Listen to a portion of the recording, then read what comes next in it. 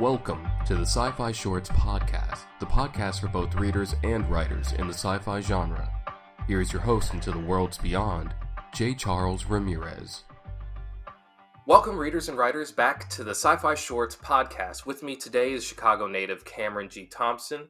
Originally a project manager in the construction industry, Cameron now operates his own brand, Wrestling with Words, where he offers editorial and writer services alongside writing his own stories for us here at Sci-Fi Shorts and others in magazines such as Habitats and Voices de la Luna. Cameron, thank you very much for joining us today. Glad to be here. Thanks for having me. Of course. Always like talking to new writers at the Sci-Fi Shorts. But in particular, before we get into your actual stories, I did want to talk about your brand, Wrestling with Words. Do you think that was sort of the culmination of your career shift into full-time writing? Yeah, it's funny. It kind of even goes back a little bit before my prior kind of career, before kind of entering writing and editing full-time. I had wrestled in college, and aside from just kind of running the brand Wrestling with Words, I also coach at a local MMA gym, wrestling and jiu-jitsu. And so when I was thinking of making the shift, or I guess like wrestling with making that shift, my wife and I were kind of toying with different names that could kind of be the brand name, and Wrestling with Words kind of fit perfectly because it was sort of this kind of combination of these two aspects of my life that played a pretty big role, and also things that I kind of take on kind of as my identity and whatnot. I get that a lot, actually. I practice martial arts myself, and it's really interesting how like the discipline that you need for yourself in martial arts can relate into like your writing career. But specifically, I learned a lot more about myself and the way that I can handle myself and bring that focus into almost every other aspect of my life. So I think it's a really great thing that you can find a way to use both of those passions and kind of fuse them together. But I mean, it must be a pretty refreshing environment to be able to work daily with other writers and writing professionals. Are there any particular struggles that you found in adjusting to that kind of work rather than just being able to write your own pieces in your own like quiet bubble? Yeah, I think too, kind of to that first point you made just about how I think combat sports or even like wrestling or any sort of martial art, it feels very, it almost mirrors a lot of like writers and like writing careers where, you perform or you compete or you actually do the act of writing by yourself. But there's still a very much like collaborative feel to it, right? Like you have training partners or you have coaches. And the same thing with kind of like the writing industry or even like Sci-Fi Shorts, right? You have a community where you have other writers or beta readers or an editor. So that definitely translated really easily and kind of was a familiar space. And I think that you kind of see a lot of similarities between the two industries. But kind of what for me, as it comes with kind of entering this new space and kind of the new struggles, there's still kind of the old struggles of like finding time for my own writing, but it's just kind of in a different way. I think what I like the most that has been in this career change is just being able to be around writers and work with writers and kind of work with telling stories with everything that I do, whether it be from, editing manuscripts or working with writers directly or writing content or scripts and stuff like that for other people. I think, or go ahead. Sorry. Oh, no problem. I was just going to agree with you. I think having a group of differing opinions and people who write in different styles definitely helps you improve, and being able to surround yourself in those kind of groups helps you kind of get out of the echo chamber that you kind of build for yourself. Yeah. Especially myself, I've seen in my own writing before I started really diving full force into meeting, talking, and collaborating with other writers, was that I kept falling into the same traps, the same issues kept coming up because I didn't know how to spot them. Mm-hmm. And then these other writers come in and like, hey, you've been using passive voice here. You use this word a lot. Things of that nature. It's just like, well, I never thought about that because I write kind of the way that I think. And exactly. You have to have a kind of more professional kind of way of looking at yourself. And I think having other fresh minds and fresh eyes look at your work is definitely something that helps you grow and an explosive growth.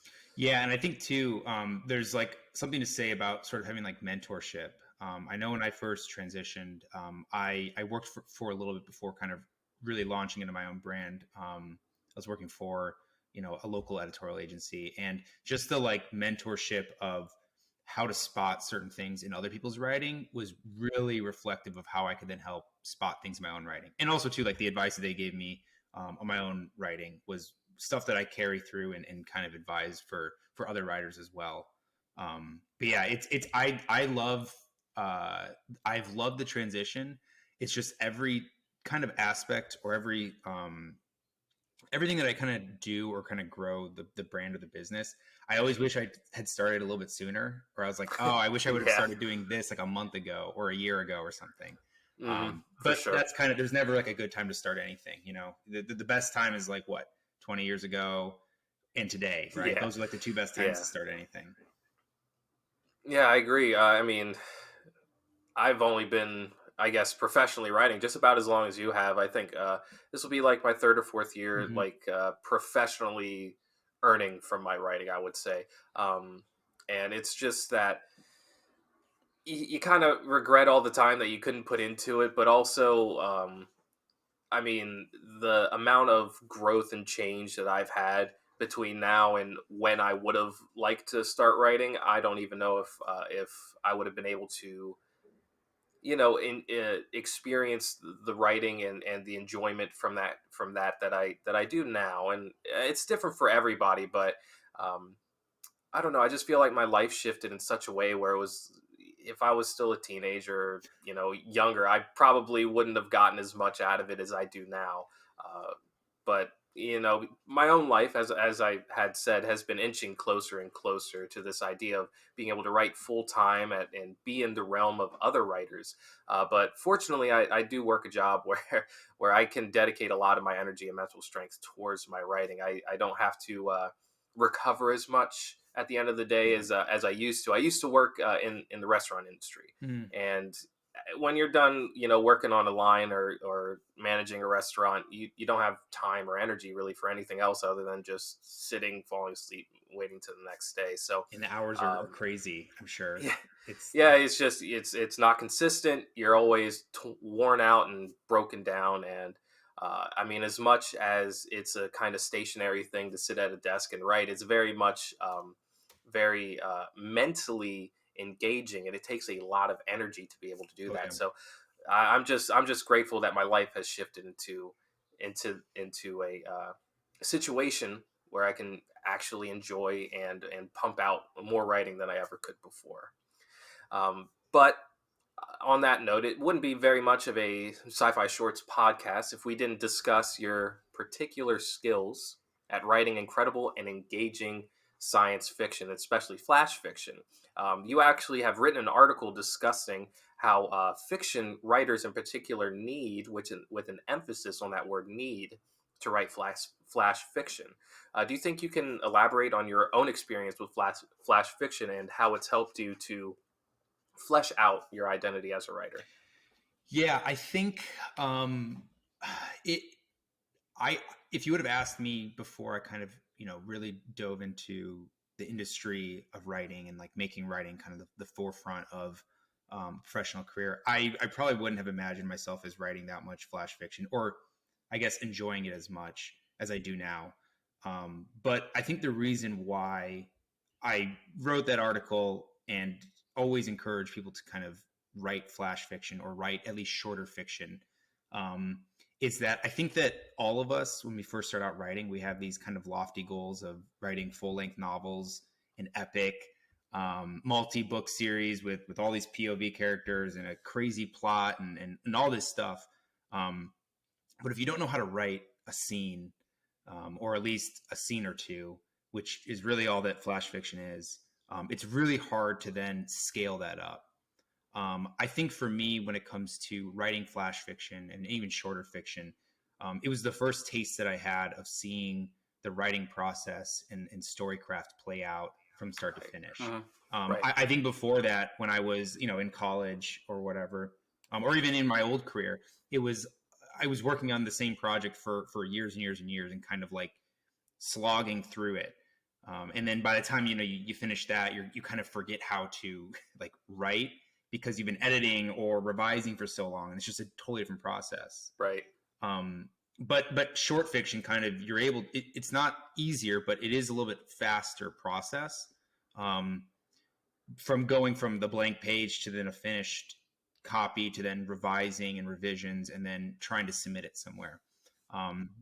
So I think that for me, it was really the biggest benefit was seeing that process all the way through. And I think that's why I kind of always encourage writers, new or experienced, to, if you feel like you're in a rut or if you feel like you need to kind of practice those things, you can be experimental. You have room to fail with short fiction. Definitely. And I mean, if you even think about some of the, science fiction, like some of the biggest writers of our day now, they all got their start in science fiction magazines, writing short fiction. And it's just, and like you were saying, it's very nice to be able to see it through from start to end in a smaller, more compact time frame than it would if you wrote like long form novels. And as somebody who does write both long form fiction as well as flash fiction, I definitely have found the process of getting from the start to the end of a flash or a micro fiction to be just as rewarding as writing a full novel, but also you get a lot more lessons a lot faster that way. So it's kind of a way to jumpstart your own growth as a writer. But I mean, it's definitely a skill of its own compared to writing like long-winded, 600, 700 page manuscripts. But speaking of flash fiction, there was actually a single story of yours that really kind of resonated with myself and more recently with our writers group on Sci-Fi Shorts. We're talking about a story called Static Love. Now, this story reads almost like an obsessive kind of horror story with the main character who becomes addicted to these ideas of women, finding more purpose, more desire in these simulated dates that you had created for him through this sort of dating AI software that enabled it. How did that idea really come to you? So I think that the idea was actually originally thought up was just kind of that line that's in it, or kind of the recurring theme, being that it's easier to fall in love than to stay in it. And I really wanted to like use that as like a powerful kind of punchline. I think I was working on some like longer form stuff and kind of toying with some other works, but that phrase kind of, it felt like it was, I feel like I wanted to explore it more than just having it be a one line, but it didn't feel like there was enough there to be like a full novel or story, or if it was just gonna be kind of like a subplot or sub theme. So the perfect kind of form that it would fall into was sort of this flash fiction form. And it kind of, that led me to think like, well, how can I use this, right? What setting can someone be admitting to this? And I think that a virtual reality dating service where you're kind of given this like perfectly tailored or endless supply of potential dates or potential partners was sort of the perfect way that this can kind of be kind of doled out as like a final ending punch. And that's kind of what short fiction really is all about. Kind of how do you make that word really punchy, or how do you make that that story really like punchy?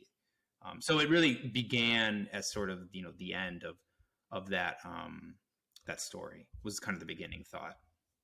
Yeah, I definitely. I mean, that character caused like so many questions and caused you to like really think about like your own your kind of own behaviors and things of that nature. I mean, in fact, the main character did remind me a lot of the main character of Joe in the Netflix show You, which itself was based on a series of the same name by Carolyn Kepnes. Not in the gory, murdery sense, but more in the mental path that you have this main character take. They're addicted basically to these creations and these ideas that they set up in their mind. And then when they're faced with reality, they quickly become disillusioned Mm. to what real people are like, instead of this just fantasy that they just built up for themselves so much that nothing could really live up to that idea. Do you think that your character, and generally like characters like this, do you think it's easy to fall into this trap of self-fulfillment where you reinforce all of the wrong ideas, reinforce all of the wrong thoughts and emotions to have, which in itself makes it more difficult to basically get out of this kind of circular thinking? Yeah, I think that that's that. I, yes, to agree, but I think what's interesting is kind of with the short story is that as much as it's a commentary kind of on this character, I think it's a little bit of a commentary too on kind of these digital personas that we make. Because I think that we all have a version of ourselves, and there's nothing wrong with it, right? Wanting the best, wanting this like idealistic or this best version of ourselves, and for people to see that or relate to it. And I think that that being a very human reaction, human experience, it is also a very human reaction experience to be on the receiving end and see that and build this idea of this person that's over there that's saying these things. That's, I think that they were really interested in like these shows and these cocktails and all this like this interesting stuff to this other person. But in reality, it really was, fiction. It was, maybe a conversation starter or, sarcastic or whatever. But I think that the ways that we can kind of build up these ideas are very human. And it was funny actually, because my wife and I were watching the show You, and I did hear kind of that protagonist voice through the narrations of the short story here and there. I was like, oh wow, yeah, because I remember when I put it out there, a lot of people said like, this reminded them of them. This reminded them of him, and I was like, yeah, I can see that. But I think that it's that those obsessive tendencies, and then when you have a narrator that is so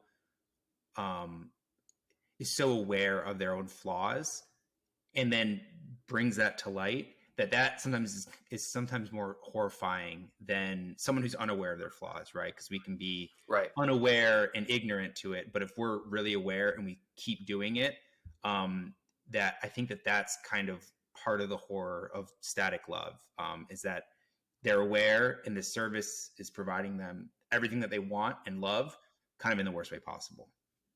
Right, and I mean it's a very human experience. As we're talking here, it brought into my mind the idea of how people react to even celebrities. Mm, They build up these ideas of who these people are in real life, when the reality of the matter is it's as far from that public persona as it could be in a lot of cases. And it does say something where a lot of people have these very human emotions and these biases that they like to build up in themselves, and it does take a special kind of introspection to be able to confront that and to acknowledge the things that you're doing at the moment, which is why these super hyper intelligent characters, such as the character you've written in Static Love, where it's such a jarring experience where it's just like, maybe I should have been asking myself these questions sure. because I've done this situation, I've done that. But it also brings into question the future of romance. If we as individuals, imperfect humans, can fall into these traps like you postulated, are we headed to a situation where individuals would rather spend their time with these perfectly generated approximations of love rather than the search for the real thing? Do you think, like, even in like let's say the movie Her, if you remember Mhm. that Yeah, movie, of course. do you think AI might eventually threaten to replace our current romantic landscape? I think that it's a hard question to answer, right? Because because we can become very allergic to certain things very quickly without knowing it, right? Um, Part of me wishes I could say yes because that would be really really interesting. Yeah. Like what kind of legislation would that lead to? What kind of political divides? What are the the implications of being able to marry or date your virtual AI partner? I think that would be a really interesting world to like experience, but also like a very frightening one, right? A very one that would be very scary. But I think that it's that discord around it that makes it so hard to definitively say yes or no. Are we like headed in that direction? Because I think in part we're kind of already there with you know, algorithms and like being able to match you with people, right? And kind of being able to talk to people virtually. Right now it's you're talking to a real person, but would you then opt to have that be not a real person that you're like talking to online or dating online? I think that having, you know, an AI that climbs out of that uncanny valley and is something that you would rather spend time with or be with. Now, if you knew that that was the case, that it wasn't AI or something, there's something also to be said about the very human desire to not just love something, but to know that that thing loves you, kind of Right, out of their right. own volition, not because it's kind of programmed to or forced to. But that kind of gets in the murky water of like, well, if you can't tell, you know, Hmm. similar to, you know, you've got like Blade Runner and was it Joy? Is Hmm. that the, Yeah. yeah, you got Joy, and then you have her, and then you even have Ex Machina, right, tricking the main protagonist in that story as well. Um, you know, it's hard to fully say how we'll respond, but I think it's really interesting in fiction to kind of toy with, you know, well, if we did respond this way, what happens then? Or if we didn't Right. respond this way, what happens then? Yeah, and I mean, so much of romance is like mired in fear, basically, and that is another kind of thing that kind of pushes people to like, well, this might not be the real thing, but I don't have to be afraid of what Yeah. the outcome might be. And it's just like you said, it is a very human experience to want to have love, to Hmm. experience romance with another sentient being. But also, for a lot of people, that fear is something that kind of cripples them from wanting to keep trying again and again. So, personally, I feel like maybe people might not want to give it a go in the beginning, but if we get better with AI and generative sort of technology, I feel like we'll find it to be a pretty large market at least. Yeah, and I think too, if anything, which and because then it becomes a matter of, you know, is this good for public health or not? And I think that what could be interesting, or I guess not interesting, what could be really detrimental is kind of, if that service is there, does it maybe not replace, you know, love between two people and not like a person and an AI, but does it keep kind of those training wheels of like relationship on, right? Because, you know, the hard times you go through in a relationship are important to building you as a person and like you Exactly. as Yeah. another relationship. But if it's an AI that kind of will just love you unconditionally, um, or that will never leave you, does that kind of cripple you socially or cripple you emotionally? Yeah. Um, and It I think just that would. stagnates the growth. Yeah, it Yes. Yeah. stagnate you. Yeah.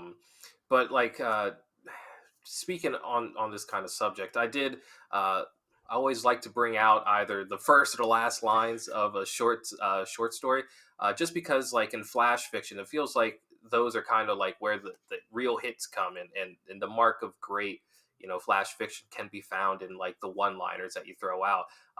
But the last line of your story was, to fall in love with the idea of you is easy, to love you is hard. And I've always been better at falling in love than staying in it. I mean, that line just kind of says it all, doesn't it? It was such a perfect encapsulation of like that mental state of your main character. It was like just a neat little bow on the story itself.